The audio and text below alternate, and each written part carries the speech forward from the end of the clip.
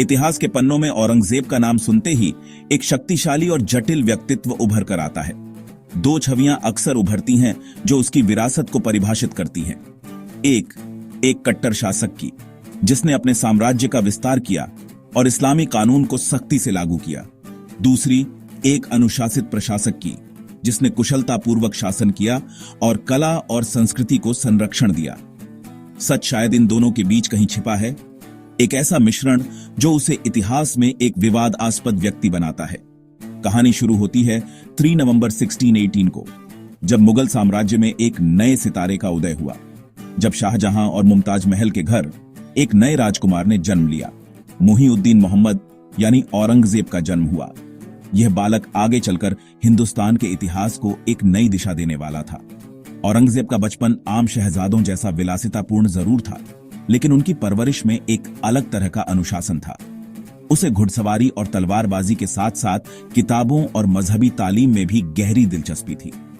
वह धर्मशास्त्र, दर्शन और न्याय शास्त्र का अध्ययन करते थे, जिससे उनकी सोच को एक आकार मिला। जबकि उसके भाई दारा शिकोह, जो स्वभाव से अधिक उदार थे, कला, साहित्य और सूफी विचारों के करीब थे। दारा शिकोह का झुकाव रहस्यवाद और विभिन्न धर्मों के प्रति सहिष्णुता की ओर था। शाहजहां की नजर में दारा प्रिय था और उन्हें अपना उत्तराधिकारी बनाना चाहते थे। औरंगजेब का सख्त अनुशासन और धार्मिक कट्टरता उन्हें खटकती थी। शाहजहां को औरंगजेब की महत्वाकांक्षा और सत्ता के प्रति उसकी भूख का भी आभास था। यह सिर्फ दो भाइयों का नहीं, दो विचारधाराओं का टकराव था जो मुगल साम्राज्य के भविष्य को आकार देने वाला था। औरंगजेब ने बहुत जल्दी समझ लिया था कि तख्त तक पहुंचने का रास्ता आसान नहीं है और उसे इसके लिए कठिन संघर्ष करना होगा। उसका सबसे बड़ा प्रतिद्वंद्वी दारा था, जो न केवल शाहजहां का पसंदीदा था, जिसे शाहजहां वारिस मानते थे, बल्कि दरबार में भी उसके कई समर्थक थे। इसलिए वह हर कदम सोच समझकर उठाता, अपनी रणनीति सावधानी पूर्वक बनाता। वह सैन्य कमांडरों और उल्लेमाओं के साथ ज्यादा से ज्यादा वक्त बिताता ताकि अपनी स्थिति मजबूत कर सके। औरंगजेब को यह पता था कि सल्तनत चलाने के लिए उसे ठंडा दिमाग और लोहे जैसी इच्छा शक्ति की जरूरत होगी। दरबार में वह अक्सर अकेला महसूस करता, क्योंकि उसकी विचारधारा और तौर तरीके दूसरों से अलग थे। एक बार जब एक पागल हाथी ने हमला किया तो उसने अपनी जान की परवाह किए बिना बहादुरी दिखाई, जिससे उसकी छवि और निखर गई। लेकिन इस घटना के बाद भी पिता और पुत्र के बीच की दूरी कम नहीं हुई, बल्कि और भी बढ़ गई।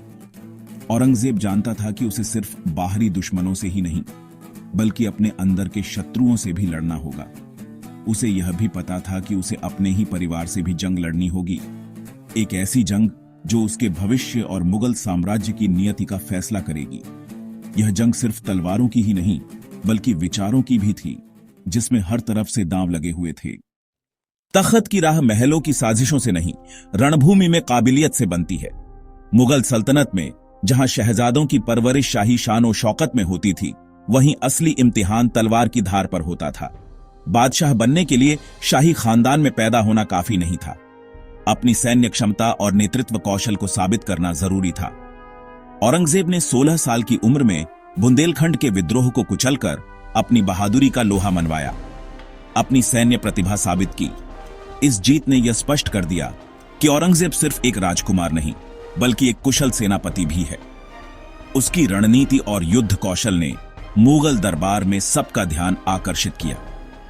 इस जीत के बाद उसे दक्कन का गवर्नर बनाया गया, जो मुगल साम्राज्य का एक महत्वपूर्ण और चुनौतीपूर्ण क्षेत्र था, जहां उसने प्रशासनिक सुधार किए और मुगल खजाने को समृद्ध किया।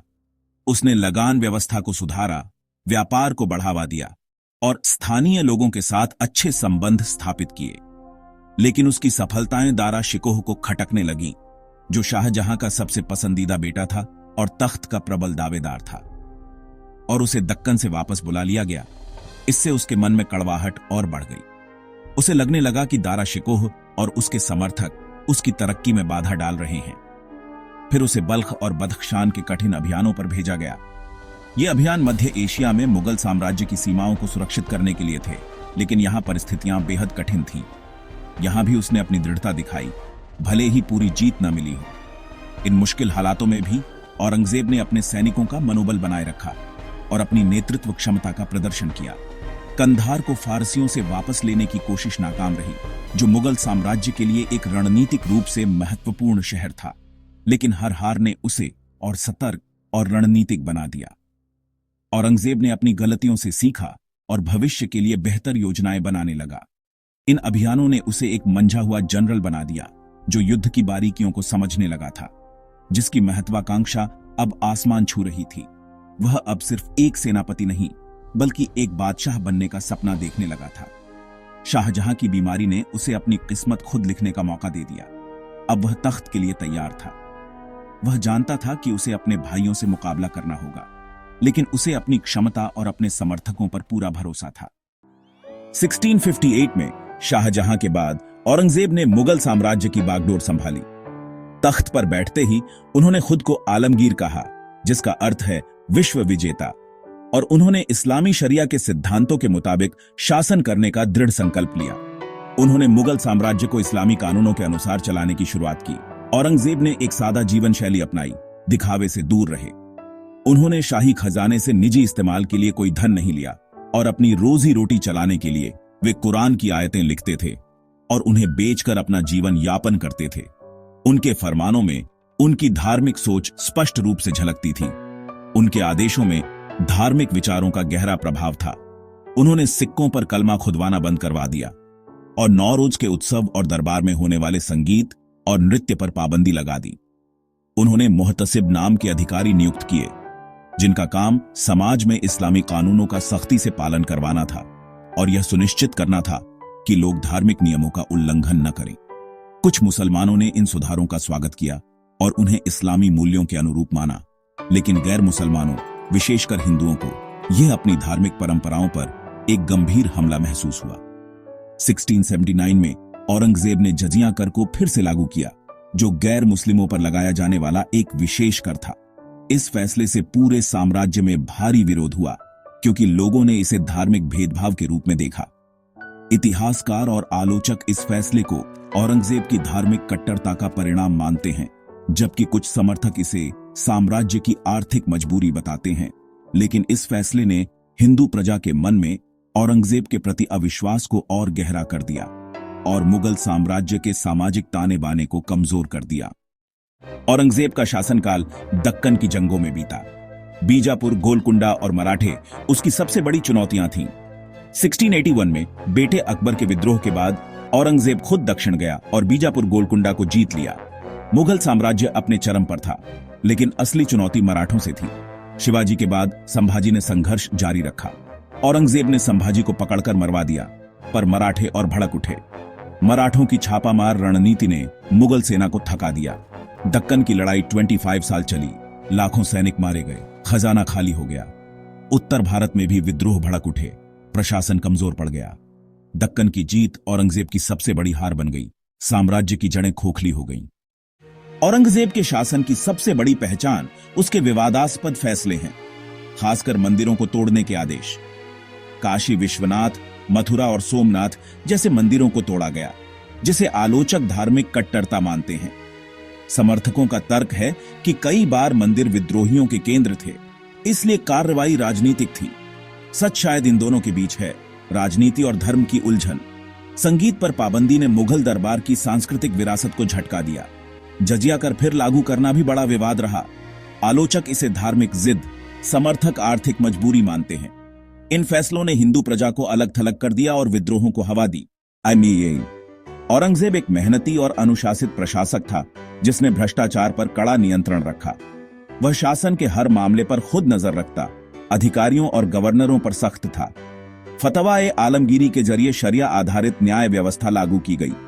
उसने कई टैक्स हटाए, जमीन की पैमाइश करवाई, लेकिन दक्कन की लड़ाई ने आर्थिक योजनाएं बिगाड़ दी। किसानों पर बोझ बढ़ा, कई इलाकों में खेती चौपट हो गई।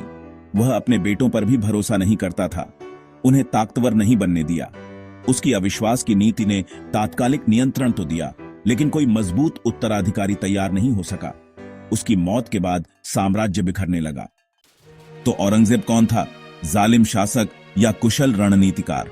इतिहास उसे दोनों नजरियों से देखता है।